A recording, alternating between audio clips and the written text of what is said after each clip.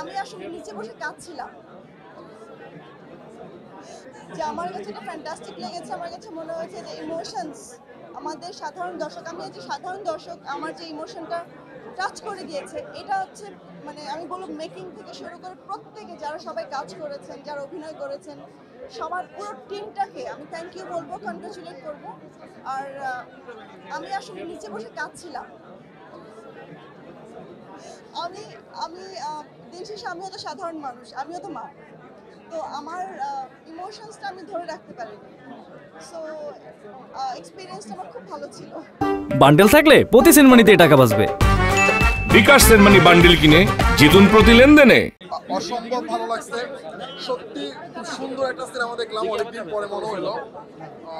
হয় না মানে দেখতে দেখতে দেখতে দেখতে কখন যে ইমোশনাল হয়ে গেছি আসলে বলার মতো না। থ্যাংক ইউ ভাই, অনেক সুন্দর একটা সিনেমা আপনি বানাইছেন, অসম্ভব ভালো লাগছে, খুবই ভালো লাগছে। আর সবাই ভালো করছে। সিয়াম ভাই, বিশেষ করে সিয়াম ভাইকে একদম আলাদাভাবে দেখছি, দিদিকে, বুবলি আপুকে একদমই বলার মতো না, অসম্ভব ভালো করছে। আমি বিশ্বাস করছি প্রত্যেকটা চরিত্র, এবং গল্পের সাথে যে জার্নিটা করার কথা ছিল কোথাও যায় আমার ব্যাঘাত ঘটে না, খুবই ভালো লাগছে।